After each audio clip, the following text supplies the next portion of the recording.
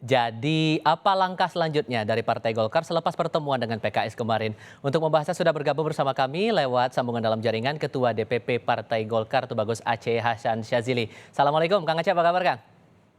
Waalaikumsalam warahmatullahi wabarakatuh. Kabar Terima kasih baik, sudah Mas. bergabung bersama kami ya, Kang ya. Ya, Ini pantunnya nggak berbalas nih, Kang, dari Partai Golkar. Jadi pinangan PKS fix ditolak nih. iya, ya tentu tidak ditolak ya kalau karena kita sendiri memang, memiliki, eee, sikap yang berbeda terkait dengan, koalisi yang dibangun oleh, eee kita dengan PKS ya. Nah, Golkar sendiri kan memang sudah memiliki koalisi yang ajak.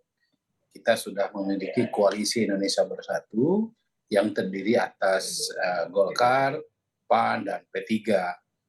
Tentu kami pun juga sebelum mereka menawarkan ya kita juga dari sejak awal juga menawarkan kepada mereka gitu ya apakah mereka mau bergabung dengan kita atau bagaimana kan gitu. Hmm.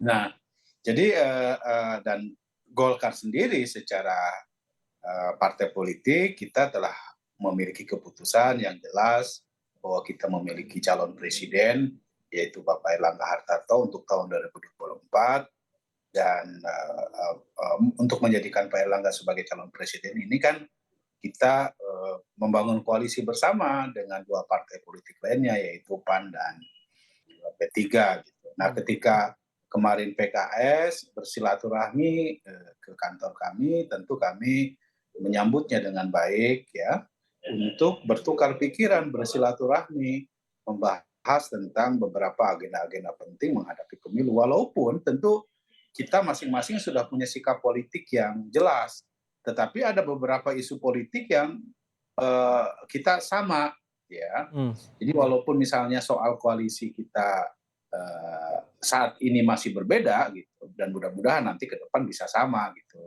PKS mau bergabung dengan koalisi Indonesia Bersatu kan malah lebih bagus gitu ya. Oke, jadi kalau Eh, ajakan balik dari Golkar ke PKS itu terbuka atau tidak? Kalau terbuka, syaratnya apa? Iya terbuka dan tentu pertama tentu syarat utamanya adalah memiliki kesamaan gagasan dan platform perjuangan. Itu yang pertama gitu Hmm. ya. Kenapa? Karena kan KIB ini dari sejak awal dibangun pertama kali berdasarkan atas gagasan. Karena kita ingin mengedepankan politik gagasan, bukan hanya semata-mata nanti bicara soal figur. Kalau figur akan kita bicarakan pada waktunya, Hmm. tetapi hal yang harus disamakan terlebih dahulu oleh kita adalah soal gagasan apa yang mau kita sama-sama usung bersama. Koalisi Indonesia Bersatu jelas ya kemarin disampaikan oleh Pak Ketua Umum Pak Erlangga Hartarto di dalam silaturahmi dengan PKS bahwa kita ini merupakan partai ya merupakan koalisi yang ingin ya Hmm. pertama ya bagaimana kita melakukan transformasi ekonomi ya. Nah, transformasi ekonomi itu salah satunya adalah melanjutkan apa yang menjadi keberhasilan prestasi dari pemerintahan Presiden Jokowi, Oke. ya kan? Yang kedua, kita menginginkan agar bangsa ini mampu memanfaatkan bonus demografi sehingga kita betul-betul bisa menjadi negara maju. Yang Hmm. ketiga tentu kita ingin menghilangkan politik identitas Oke. dalam konteks politik Indonesia ke depan. Nah itu gagasan yang kita sampaikan kepada PKS pun salah satunya adalah bahwa karena kita mengedepankan ide maka kita harus betul-betul bicara Indonesia adalah bicara tentang bagaimana membangun pilar kebangsaan yang kokoh. Oke, opsi menggabungkan KIB dan Koalisi Perubahan itu juga masih mungkin untuk terjadi atau tidak menurut Anda? Karena kan Anda bilang ajakan balik itu terbuka. Kalau untuk ajakan gabungkan koalisi dua ini gimana? Iya, tentu sangat terbuka gitu Hmm. ya. Ya kalau misalnya PKS mau bergabung atau misalnya Demokrat juga mau bergabung dengan KIB atau bahkan kemarin Nasdem juga bersama sebelumnya mengunjungi Golkar, semakin besar KIB tentu akan semakin kuat gitu loh. Hmm. Nah, soal nanti capres-cawapres, Golkar jelas kalau capresnya akan menawarkan Pak Erlangga gitu. Kalau itu kan sudah menjadi keputusan Sudah organisasi yang firm ya? tidak Mhm. sudah firm gitu.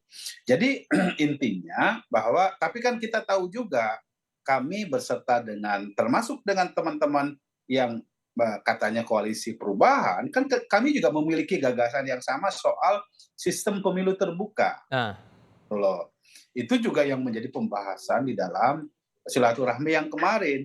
Jadi tidak selamanya bahwa karena begini ya, kalau kita sudah bicara soal figur tentu masing-masing punya preferensi. mmm, Tetapi yang harus dikedepankan oleh kita dulu adalah soal bagaimana kita menyamakan gagasan dulu. Mau dibawa kemana bangsa ini, oke. ya kan? Jadi, setelah pertemuan dengan PKS yang kemarin dilakukan, langkah Golkar kemudian tindak lanjutnya bakal gimana? Ya, Golkar masih tetap akan terus mensolidkan kekuatan kita dan memperluas spektrum koalisinya gitu ya. Kemarin kedatangan PKS, ya kami sampaikan kalau kalau tadi pantunnya Habib Abu sebagai sekjen PKS mengajak kepada Golkar, Mmm, Golkar juga ketika itu juga menyampaikan, ayo kalau mau bergabung dengan KIB tentu kami sangat terbuka gitu.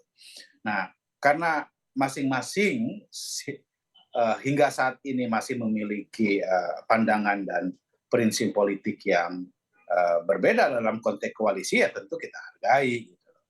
mmm, Nah, Golkar sendiri tentu dengan KIB akan terus kita solidkan dan terus ya kalau misalnya PKS, saya kira PKS juga terlihat bahwa masih tetap membuka diri ya karena kan selagi pendaftaran pilpres masih belum ditutup ya, mhm, saya kira kemungkinan ya terjadinya rekonfigurasi terhadap koalisi ini kan masih sangat terbuka oke. gitu loh. Apalagi KIB kita walaupun Golkar sudah sangat tegas menginginkan Pak Erlangga, tetapi soal pembicaraan figur ini kan tentu kita masih bicara soal cawapresnya siapa gitu ya. Itu kan Mmm, masih harus dibicarakan secara lebih mendalam dengan koalisi Indonesia Bersatu gitu. oke. Gitu Mas. Oke, terkait dengan isi pertemuan, saya harus tegaskan lagi nih Kang soal ini. Karena yang Ya, saya tangkap tadi kan pertemuannya masalah tawar-menawar soal figur yang akan dicalonkan di pemilu atau di Pilpres 2024. Apakah sebatas itu isi pertemuannya atau ada hal lain juga yang diangkat? enggak juga, Mmm, bahkan menurut saya bicara soal figur enggak ada di dalam pertemuan itu, karena kan masing-masing sudah memiliki posisi yang mmm, jelas gitu ya. Yang justru kita tegaskan di dalam menjadi pembahasan di dalam pertemuan kemarin adalah kita menyampaikan pandangannya masing-masing terkait dengan misalnya bagaimana meningkatkan kualitas demokrasi kita ya. Dan pada detik itulah kita menyepakati secara mhm, bersama-sama bahwa kita ingin pemilu tetap dilaksanakan pada tahun 2024 ya. Yang kedua, bahwa kualitas demokrasi kita ini harus tetap dijaga. mmm, Caranya tentu salah satunya adalah dengan sistem pemilu terbuka. oke, Itu PKS dengan Golkar memiliki kesamaan pandangan terkait dengan sistem pemilu. Yang ketiga, kita melepaskan ya kompetisi yang tidak sehat ya. Karena itu salah satu pemicu bagi munculnya politik yang tidak sehat itu adalah salah satunya adalah persaingan yang baik mengedepankan aspek politik baik, identitas, mhm, ya. Dan kita harus mengedepankan kebangsaan. baik, Nah, pada titik itulah Golkar juga menawarkan kepada PKS, ayo kita sama-sama mhm, membangun kerukunan, kedamaian, mhm, persatuan di dalam konteks baik. bagaimana kita membangun kebangsaan ini gitu. Baik baik. Terima kasih banyak untuk, perspektif yang Nah, sudah Anda bagikan bersama kami kali ini di Kompas TV, Kang Aceh Hasan Sadzili. Sehat ya selalu untuk Anda ya, Kang.